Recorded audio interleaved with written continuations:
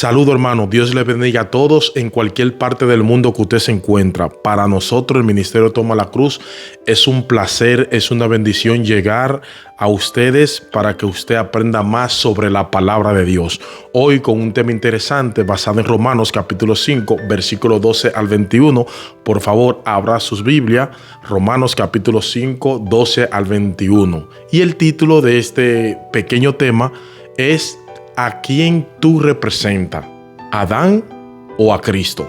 Vamos todo a la palabra de Dios, a Romanos capítulo 5, versículo 12. Por tanto, como el pecado entró en el mundo por un hombre, y por el pecado la muerte, así la muerte pasó a todos los hombres, por cuanto todos pecaron. Versículo 13. Pues antes de la ley había pecado en el mundo, pero donde no hay ley, no se inculpa de pecado. Versículo 14. No obstante, reinó la muerte desde Adán hasta Moisés, aun en los que no pecaron a la manera de la transgresión de Adán, el cual es figura del que había de venir. Versículo 15. Pero el don no fue como la transgresión, porque si por la transgresión de aquel uno murieron, los muchos abundaron mucho más para los muchos la gracia y el don de Dios, por la gracia de un hombre, Jesucristo. Y con el don no sucede con el caso de aquel uno que pecó, porque ciertamente el juicio vino a causa de un solo pecado para condenación, pero el don vino a causa de muchas transgresiones para justificación. Pues si por la transgresión de uno solo reinó la muerte, mucho más reinarán en vida por uno solo, Jesucristo, lo que recibieron la abundancia de la gracia y del don de la justicia. Así que, como por la transgresión de uno vino la condenación a todos los hombres, de la misma manera por la justicia de uno vino a todos los hombres la justificación de vida. Porque así como por la desobediencia de un hombre los muchos fueron constituidos pecadores, así también por la obediencia de uno los muchos serán constituidos justos.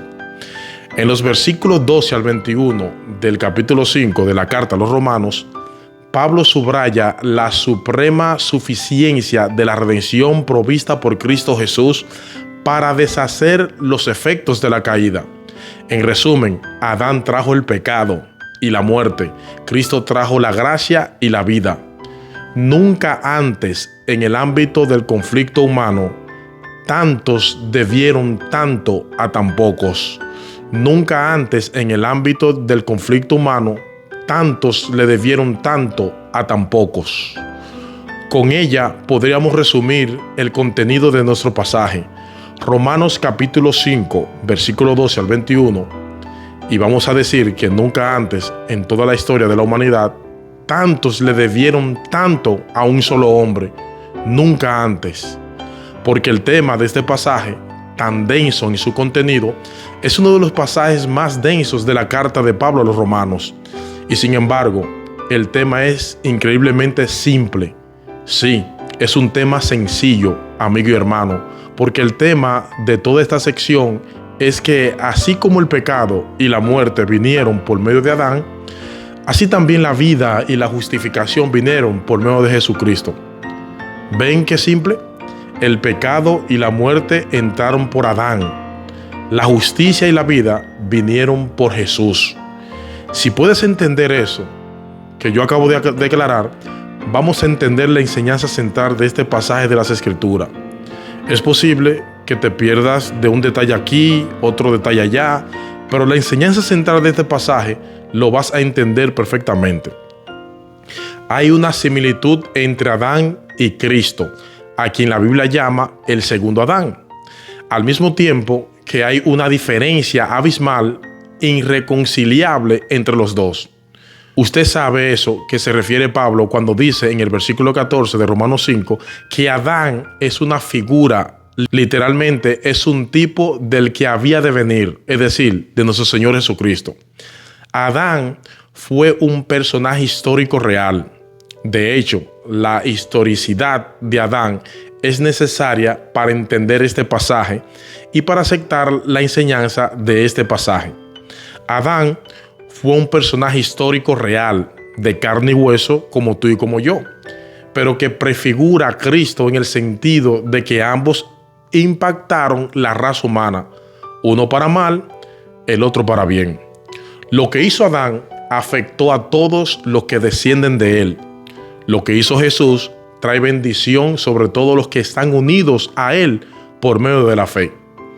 Ahora, ¿cómo puede ser posible que millones de pecadores a través de todos los siglos puedan recibir el favor de Dios por la obra de un solo hombre? ¿Cómo puede ser que por un solo hombre tantos recibieran tanta bendición? Eso es lo que Pablo va a explicarnos ahora en los versículos 12 al 21 de Romanos capítulo 5.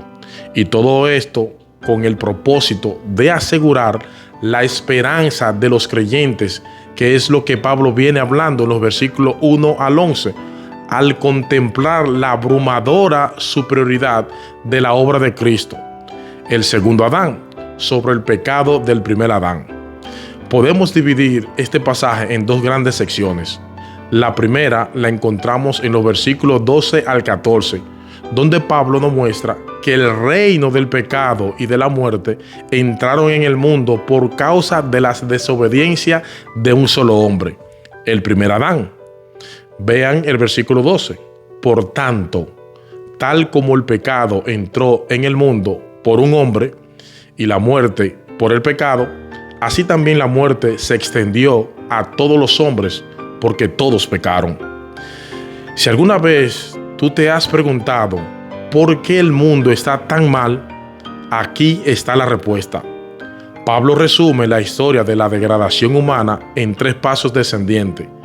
Primer paso, el pecado entró en el mundo. Segundo paso, por causa del pecado entró la muerte. Tercer paso, la muerte se extendió a todos los hombres, por cuantos todos pecaron. Hace un tiempo salió en los periódicos que un grupo de científicos estaban tratando de reducir el índice de mortalidad. Eso es imposible. El índice de mortalidad siempre será un 100%. Siempre. Tú puedes ir al gimnasio, tú puedes tomar vitaminas, tú puedes hacer lo que tú quieras. Te vas a morir.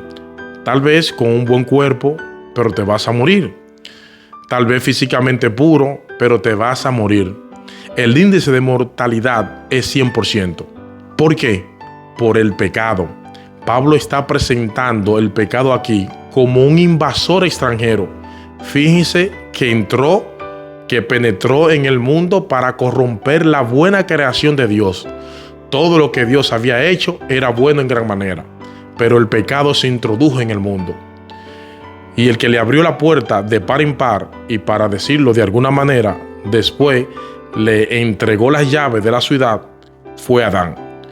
Fue Adán. El pecado se originó con Satanás, pero entró en el mundo por la desobediencia de Adán. Por eso se dice de un hombre, no de una mujer.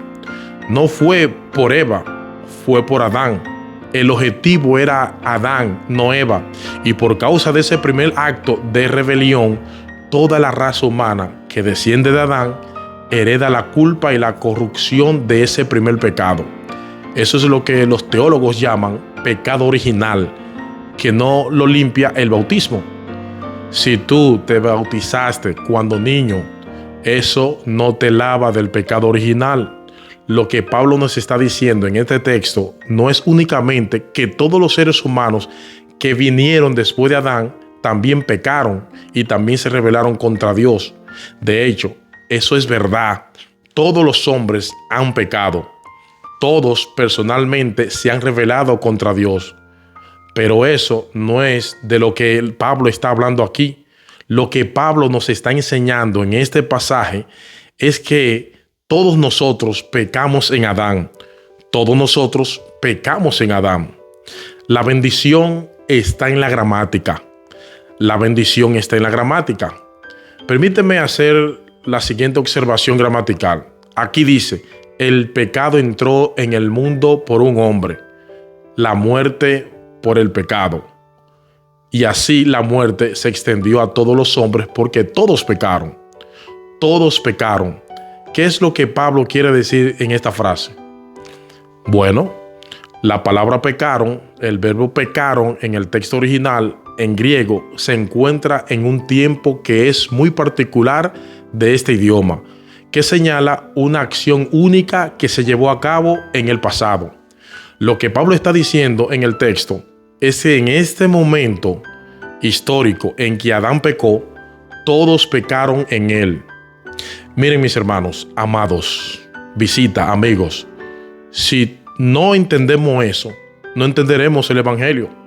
Si no entendemos esto, tampoco vamos a poder entender la obra de Cristo a nuestro favor, que es realmente lo que Pablo nos quiere explicar. No es cómo entró el pecado, sino cómo entró la justicia. Pero hay una similitud en cómo entró el pecado, así entró la justicia. Adán fue designado por Dios como representante legal de la raza humana. Para usar un lenguaje teológico más preciso, no se asusten con las palabras grandes. Este pasaje fue escrito a una iglesia de gente comunes y corrientes como tú y como yo. Pero para usar un lenguaje teológico preciso, Adán era nuestra cabeza federal. ¿Ok? Hasta aquí. ¿Qué significa eso? La palabra federal proviene del latín y significa pacto. Eso es todo. Solo que en vez de decir cabeza pactal, porque suena raro en español, decimos cabeza federal. Dios siempre ha tratado con la raza humana a través de pactos, por medio de un mediador, por medio de un representante. Ese es el modo de operar de Dios. Bueno, la cabeza o representante federal es una persona que a través de una relación de pacto sustituye a otra o actúa en representación de otra. Y aunque ese concepto de primera impresión puede parecer confuso, en realidad no es tan extraño como parece. Pensemos en la historia de David y Goliat. Esto es una ilustración bíblica. Ambos representaban a sus naciones respectivamente. ¿Verdad que sí, mis hermanos?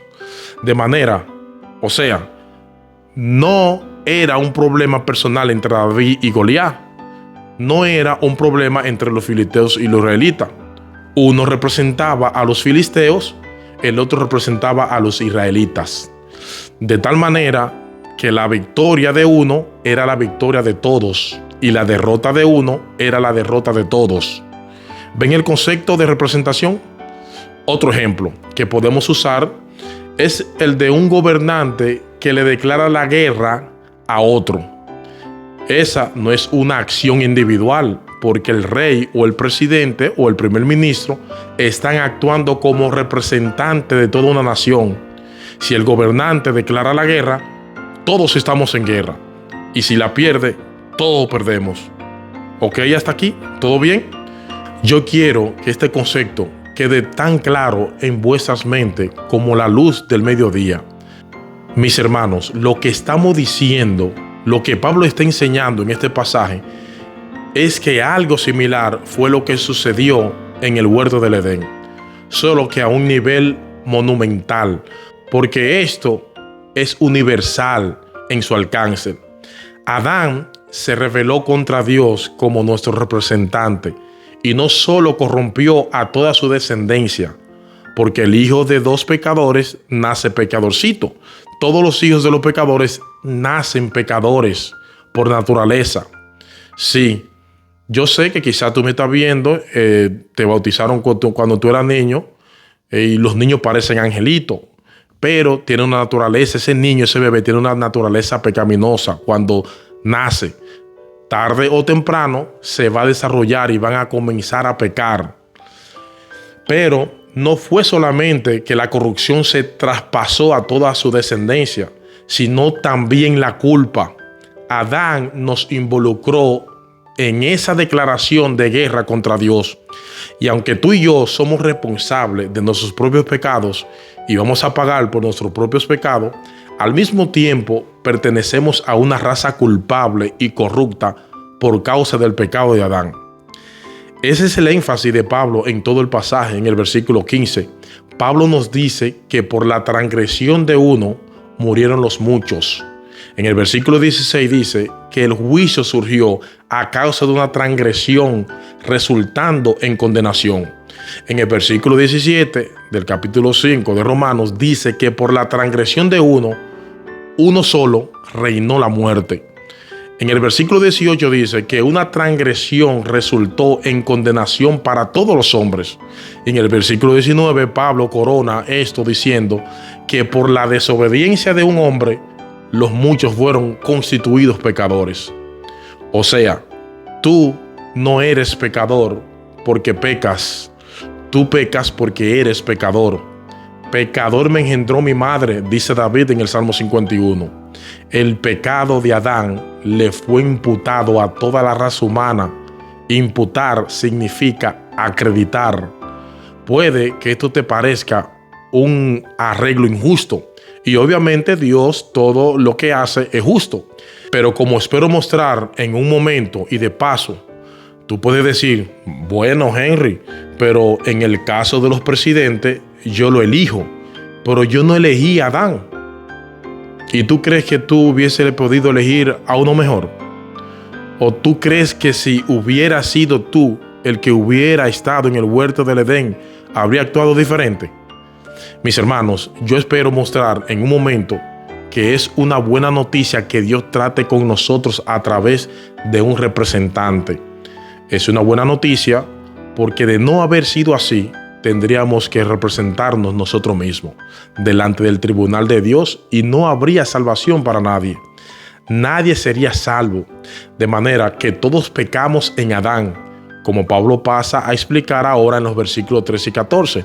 Pues antes de la ley había pecado en el mundo, pero el pecado no se imputó cuando no hay ley. O sea, tienes que haber una ley para que yo la pueda transgredir. Sin embargo, la muerte reinó desde Adán hasta Moisés, que fue el dador de la ley, aún sobre lo que no habían pecado con una transgresión semejante a la de Adán, el cual es figura del que había de venir. El argumento de Pablo es algo como esto: donde no hay una ley explícita, no se puede acusar a nadie de haber violado la ley. ¿No es así? Sin embargo, antes de la llegada de Moisés, por medio del cual Dios nos dio la ley, no solamente había pecado en el mundo, sino también muerte. Todos murieron desde Adán hasta Moisés.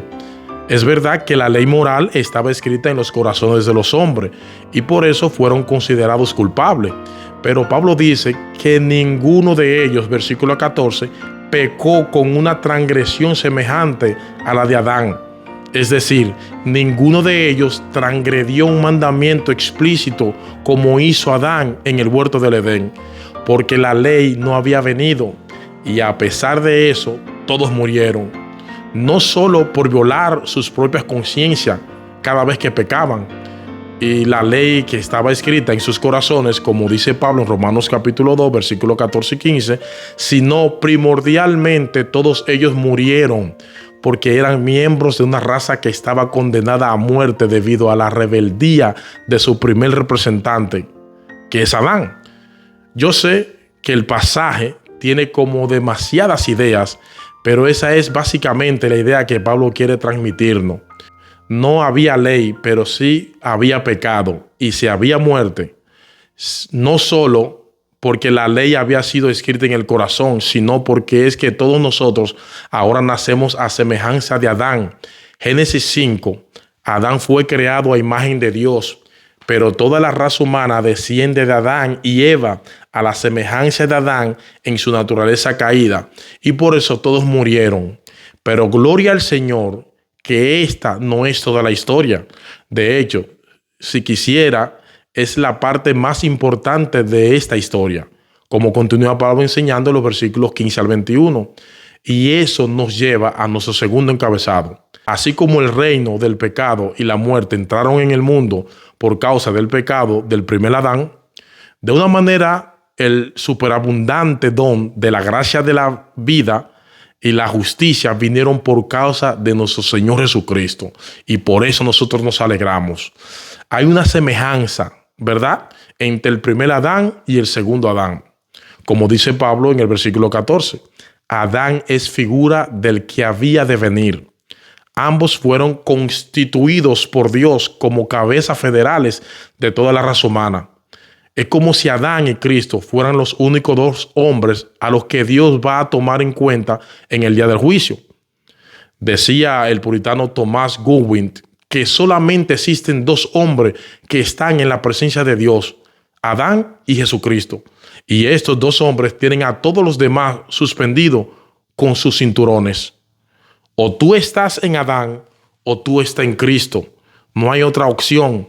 O está representado por Adán en su caída o está representado por Jesús.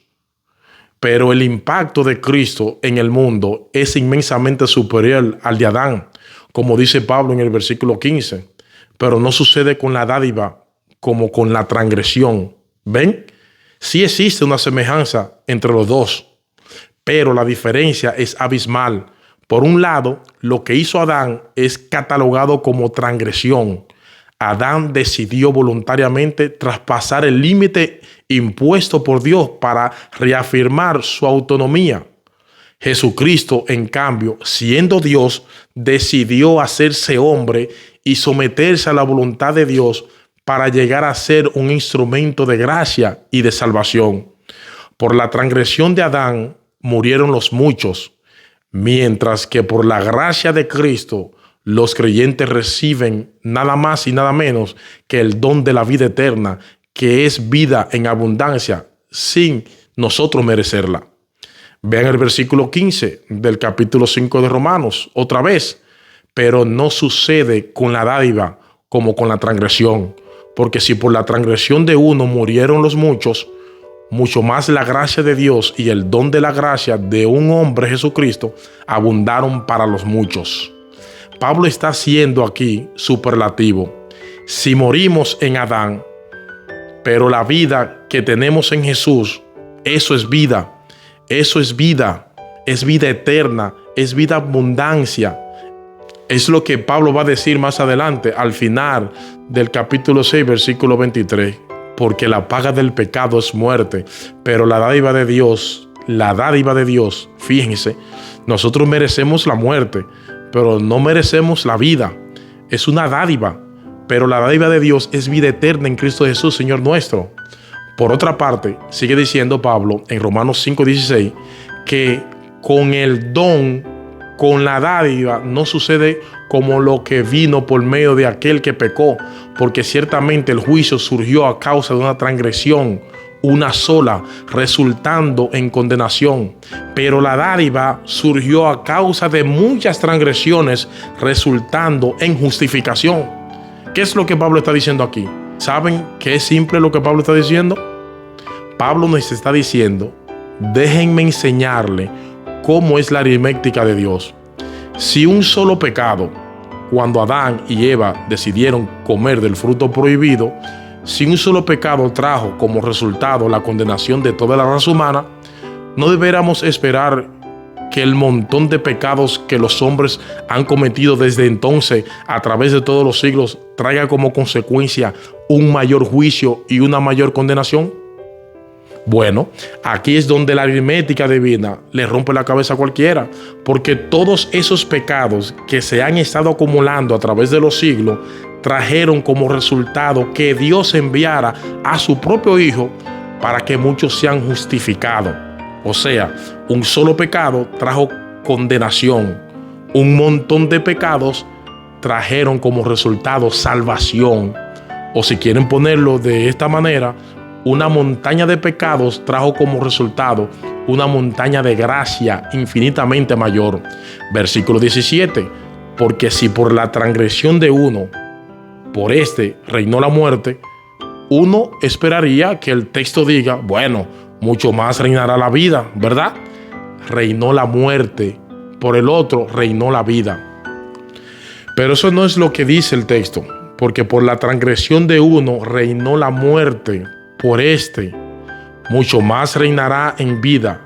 No que reinará la vida, sino que nosotros los cristianos reinaremos en vida por medio de uno, Jesucristo, los que reciben la abundancia de la gracia y el don de la justicia. Otra vez, ¿qué es lo que Pablo está diciendo? Por medio de la transgresión de Adán reinó la muerte, pero por medio de Cristo, nosotros los creyentes reinaremos en vida. No se trata simplemente de que antes estábamos muertos y ahora sí estamos vivos. Es mucho más que eso. Los cristianos reinamos en vida porque ahora pertenecemos a un reino que venció la muerte y venció el pecado. Mis hermanos, la tumba no podrá retener a los que son de Cristo. No podrán. Nosotros reinaremos en vida. Aleluya, gloria a Dios. Ahora, nota que dije a los que son de Cristo únicamente. No todos van a disfrutar de esa salvación, dice Pablo. Cuidado con usar aquí de manera absoluta la palabra todos. ¿Quiénes son esos todos o esos muchos? ¿Quiénes son? Versículo 17. Los que reciben por medio de la fe la abundancia de la gracia y el don de la justicia. Solo ellos, toda la raza humana es condenada en Adán, pero no toda la raza humana se salva en Cristo. Solo los que acepten por la fe el regalo de la salvación que Dios nos ofrece en el Evangelio. ¿Y qué es lo que Dios nos ofrece en el Evangelio? Contar como nuestra la justicia y la obediencia de Jesús. Versículo 18. Así pues, tal como por una transgresión resultó la condenación de todos los hombres, así también por un acto de justicia resultó la justificación de vida para todos los hombres. Ahora recuerden que dice, todos los hombres son todos los que reciben el regalo. Versículo 19, porque así como por la desobediencia de un hombre los muchos fueron constituidos pecadores, así también por la obediencia de uno los muchos serán constituidos justos. Eso es el Evangelio. No son nuestros actos de justicia lo que Dios toma en cuenta para justificarnos, es decir, para declararnos justos en su tribunal. Así que no es por nuestros méritos, no es, mi amigo, óyeme bien, no es por nuestras obras, no es por nuestros esfuerzos que somos aceptados por Dios, es por sus méritos, es por su obra, es por su esfuerzo. La salvación depende de Cristo de principio a fin. Él no es un eslabón más. Él es la escalera que nos lleva al cielo. Él es la escalera completa. Cristo vino al mundo para representar a todos aquellos que el Padre había escogido desde antes de la fundación del mundo para salvación. Recuerden, Cristo era un representante. Jesús no vino, como piensan muchos cristianos en el día de hoy, para morir en una cruz y de esa manera hacer posible que tal vez algunos se salven. Porque según algunos cristianos, Dios te da la gracia inicial, pero ahora depende de ti completamente dar el paso de salvación. No, mil veces no. Jesucristo vino a representarme a mí y a ti. Si tú eres creyente, a ti con nombre y apellido, Él no vino a hacer posible que tal vez algunos se salven. Él vino a salvar. Él vino a salvar a su pueblo de sus pecados. Dice Mateo capítulo 1, versículo 21. Jesús es el Salvador. Jesús obedeció como nuestro representante. Él murió como nuestro representante. Por causa del nuevo nacimiento, estamos unidos a Él por la fe, de tal manera que Dios cuenta como nuestro cada acto de obediencia de Jesús y al mismo tiempo nos acredita el resultado de su muerte. Estamos unidos a Jesús en su muerte y en su resurrección. Es por eso que ningún creyente verdadero se puede perder. No se puede perder porque Dios escogió a Jesús para que fuera nuestro representante, para que viviera y muriera por nosotros. Él es la cabeza federal de una nueva humanidad a la que Dios ya no toma en cuenta sus pecados, sino la justicia perfecta de su Hijo. Pero si eso es así, ¿cuál es el propósito de la ley? Si la salvación, el perdón no depende de nuestra obediencia a la ley, porque de hecho ya Dios sabe de antemano que no podemos obedecer por sí solo, humanamente hablando, la ley. Entonces, ¿para qué nos dio la ley? Esa pregunta es importante. Y lo era más en el tiempo de Pablo, porque los judíos pensaban que la razón por la que Dios le dio la ley era para frenar el pecado y aumentar la justicia. Somos pecadores y ahora viene Moisés, nos da los 10 mandamientos y de esa manera frena el pecado y aumenta la justicia. Pablo dice, no. Es todo lo contrario. La función de la ley no es frenar el pecado, es hacerlo más evidente, de manera que podamos ver más claramente nuestra necesidad de la gracia. Vean el versículo 20 del capítulo 5 de Romanos. Y la ley se introdujo. ¿Para qué? ¿Para frenar el pecado? No, para que abundara la transgresión. Eso tiene que haber sido súper chocante para los judíos.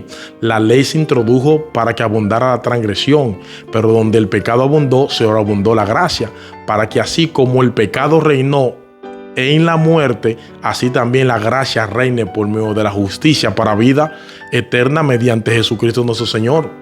La ley revela el pecado y define el pecado. De hecho, Pablo va a decir más adelante en Romanos capítulo 7, versículo 8, que debido a nuestra naturaleza pecaminosa, no es que haya nada malo en la ley. No. La ley es un buen capitán, la carne es un mal soldado. El problema no está en la ley. Debido al problema que hay en nosotros, la ley no frena el pecado, sino que lo provoca. ¿Tú quieres destruir un jardín? Ponle un letrero que diga, no pise la grama. Es increíble. El problema no está en la ley. El problema está en nosotros, que no queremos restricción, no queremos que nos limiten. Pero cuando nos miramos en el espejo de las demandas de la ley y nuestra incapacidad de obedecerla, ¿quién ama a Dios con todo su corazón, con toda su alma, con toda su mente y con todas sus fuerzas? ¿Hay alguien aquí? Puede comentar en los comentarios aquí en nuestro canal de YouTube y en Facebook, Ministerio Toma la Cruz. Por lo menos no hay ningún mentiroso que comente aquí. Cuando nos vemos en ese espejo, en el espejo de la ley, es que podemos ver más claramente cuán horrible es nuestro pecado y cuán profunda es la necesidad de acogernos humildemente a la gracia de Dios en Cristo.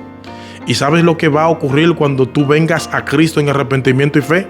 Cuando tú dejes de tratar de salvarte por obedecer las buenas obras de la ley, por tus buenas obras y la ley, confiando únicamente en la obra de justicia de Jesús, ¿sabes lo que va a ocurrir? Que en vez de tomar el pecado con ligereza, vas a ser impulsado a obedecer la ley, no por temor, sino por gratitud y por amor a ese bendito Salvador que la obedeció perfectamente en tu lugar y que luego fue a la cruz para pagar nuestras deudas con la justicia de Dios. Aleluya, gloria a Dios. He ahí entonces la semejanza y la diferencia entre Cristo y Adán. Los dos Adanes. Adán causó un desastre en el mundo por causa de la transgresión, pero la bendición que vino a través de Cristo no es proporcional a la maldición que vino por causa del pecado, sino sobreabundantemente superior. Esa es la tesis de Pablo en este pasaje. ¿Se dieron cuenta? Vean el versículo 15 otra vez. Pero no sucede con la dádiva como con la transgresión. Porque si por la transgresión de uno murieron los muchos, mucho más la gracia de Dios y el don de la gracia de un hombre, Jesucristo, abundaron para los muchos. Versículo 17. Porque si por la transgresión de uno, por este reinó la muerte, mucho más reinarán en vida por medio de uno, Jesucristo, los que reciben la abundancia de la gracia y el don de la justicia. Miren, mis hermanos, yo me temo que estamos tan acostumbrados a pensar en lo mal que está el mundo por causa del pecado, y de paso el mundo está muy mal por causa del pecado y cada vez peor, pero estamos tan acostumbrados a pensar y a enfocarnos casi exclusivamente en lo mal que está el mundo, que fácilmente podemos perder de vista lo que Cristo introdujo en el mundo por medio de su obra de gracia. Personas que antes estaban muertas en sus delitos y pecados han sido resucitadas por el poder de Dios para andar en novedad de vida. Personas que antes tenían puestas sus esperanzas en ídolos falsos, ahora han venido a adorar al único Dios vivo y verdadero. Personas que antes amaban su pecado y aborrecían la ley, ahora aman a Dios y obedecen la ley. No perfectamente, pero sí sinceramente. Personas que antes no querían otra cosa que llamar la atención sobre sí mismo, ahora desean de todo corazón que la gente crea en Jesús y le adore. Personas que antes iban caminando hacia una condenación eterna, ahora tienen la esperanza ciertísima de la gloria de Dios. Aleluya, amén. Mis hermanos, en medio de un mundo que estaba sumido en tinieblas, en las tinieblas del pecado y de la muerte, Cristo introdujo su reino de gracia, de vida y de justicia. Trate de imaginar al mundo como un panel en total oscuridad, y cada vez que una persona se convierte, se enciende un bombillo, una luz. Cristo vino al mundo, murió en la cruz, resucitó al tercer día, ascendió a los cielos, está sentado a la diestra del Padre y envió su Espíritu para hacer eficaz su obra de salvación en aquellos que el Padre le dio desde antes de la fundación del mundo. Ahí estabas tú, mis hermanos que me estás viendo, tú, mi amigo, mi hermano. Si tú eres cristiano, y para morar en cada uno de esos hijos y comenzar a transformarlo desde adentro, y de repente ese panel que estaba completamente a oscura comienza a ser iluminado por medio de la vida de todos aquellos que de verdad han creído en Jesucristo y se han sometido a Él como Señor. Trata de visualizar, mi hermano, mi amigo, cómo esas luces se van encendiendo a través de todo el planeta. Todo el planeta, a pesar de la fuerte oposición del príncipe de las tinieblas, que quiere mantener a los hombres sujetos a la esclavitud del pecado, a pesar de las religiones falsas, a pesar de los gobiernos totalitarios que odian el cristianismo, allí se está encendiendo luces. ¿Y saben lo que va a pasar finalmente cuando Jesucristo vuelva? Que toda tiniebla será vencida y aplastada para siempre, y toda la tierra será llena de la gloria de Jehová. Como las aguas cubren el mar, si tú puedes visualizar eso, vas a comenzar a entender a qué se refería Pablo cuando dijo que donde abundó el pecado, sobreabundó la gracia. Mira, cambiando un poco la ilustración, imagínate lo que sucedería. Niños, no se asusten, es una ilustración. Pero imagínate lo que sucedería si repentinamente en los cementerios del mundo muchas tumbas comenzaran a abrirse y los muertos salieran de ellas completamente vivos. No como zombies, o sea, no como un muerto andante, sino como gente viva. Mis hermanos, mi amigo, eso es lo que sucede cada vez que un pecador se arrepiente y cree en Jesucristo. Una tumba se abre y un muerto resucita. Eso es increíblemente extraordinario. Oh, mis hermanos, eso debería impulsarnos al evangelismo, a predicar el evangelio. Nosotros vemos el mundo tan duro. Jesucristo es todopoderoso. Jesucristo puede darle vida a los muertos. Te la dio a ti, me la dio a mí. ¿Por qué no se la puede dar a otro? Predique el evangelio, mi hermano, porque el evangelio sigue siendo poder de Dios para salvación a todo aquel que cree. El evangelio sigue siendo el poder que Dios usa para levantar muertos espirituales, para cambiar corazones de piedra en corazones de carne. Jesucristo puede hacer eso porque Él fue exaltado por el Padre como príncipe salvador para darle a su pueblo arrepentimiento y perdón de pecado. Dice Hechos capítulo 5. Oh, hermano mío, predica el evangelio, mi hermano, predica el evangelio. ¿Saben cuál es el problema nuestro, hermanos? Que no solemos pensar a menudo en la realidad de que el pecador está realmente muerto. ¿Y qué de tu propia salvación? De verdad, mi hermano, ¿todavía tú puedes cantar con gozo y gratitud a Dios por este bendito Salvador que vivió y murió en tu lugar, que vino como tu representante? ¿Todavía te sorprende el hecho de que Dios te haya escogido desde antes de la fundación del mundo con nombre y apellido para que Cristo te representara, para que tu vida esté unida a la suya por la fe? ¿O has perdido la capacidad de asombro ante esa asombrosa salvación que Dios nos da de pura gracia? ¿Y qué de tu obediencia? ¿Qué de tu obediencia? ¿Te percibes en tu corazón una lucha? ¿Tú percibes en tu corazón una lucha porque no quieres pecar contra Dios, porque temes ofenderle con tu desobediencia? ¿O has comenzado a coquetear de nuevo con aquellas obras del primer Adán, de la que fuiste rescatado al precio de la sangre de Jesús? Oramos al Señor para que nos dé un avivamiento. Oh Señor, Mis hermanos, nosotros necesitamos que el Señor despierte nuestra conciencia por medio del Evangelio. Que otra vez nos volvamos a Él en arrepentimiento y fe, que sea reavivada nuestra alma al considerar una vez más a aquel que nos representó en su vida y en su muerte, para que seamos exclusivamente suyos. No somos del mundo, somos de Cristo. ¿O ignoráis que vuestro cuerpo es templo del Espíritu Santo? Tú eres templo. Donde tú vas, lleva el Espíritu Santo. Lo que tú haces, lo haces con el Espíritu Santo dentro de ti. ¿O ignoráis que vuestro cuerpo es templo del Espíritu Santo, el cual está en vosotros, el cual tenéis de Dios y que no soy vuestro? Óyeme, mi hermano, mi amigo. Muchas veces nosotros pensamos y creemos que nuestra vida nos pertenece porque habéis sido comprados por precio. Glorificad a Dios en vuestro cuerpo y en vuestro espíritu, los cuales son de Dios.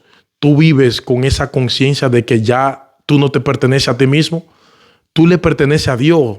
Mira, mi hermano, yo sé que es una lucha porque yo tengo esa lucha todos los días, pero esta lucha, está luchando mi hermano amado, mi amada hermana. No te quedes lamentando tu mediocridad espiritual y ahora mismo ahí piénsalo y dile a Dios en oración. Hazle una vasija útil para ti. Pídele a Dios en oración que reavive tu alma, que te devuelva tu primer amor. La iglesia necesita un avivamiento. Pero ¿sabes qué? Ese avivamiento no comienza con él al lado, comienza contigo. Aplícate de nuevo ese glorioso evangelio de la gracia de Dios en Cristo. Aférrate a la promesa del perdón. No te conformes con la mediocridad espiritual. Oh, mi hermano, no te conformes con ser un mediocre, porque Cristo vino a darnos vida y vida en abundancia.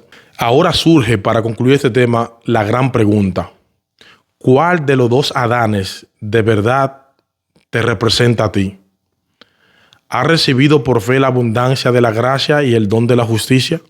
¿O sigue confiando en tu propia decencia, en tus propios méritos y en tu propio esfuerzo para ser aceptado delante de Dios? ¿Es el pecado un problema para ti? ¿O más bien, está luchando contra Dios porque sus mandamientos son una molestia y un estorbo? Porque si es así, es mi deber decirte que Cristo aún no es tu representante. No lo es, porque a todos lo que Él justifica, también lo santifica. Pero recuerda, amigo, que fue por la obediencia de uno, nuestro Señor Jesucristo, que los muchos serán constituidos justos. No es por tus obras, es por la obra de Cristo. Ampárate por la fe en ese bendito Salvador, mientras las puertas de salvación permanecen abiertas para ti. Es por la fe en Jesucristo que Dios nos perdona y nos acepta como hijos. Es únicamente por medio de la fe en Jesucristo. Que Dios te bendiga y que Dios te guarde.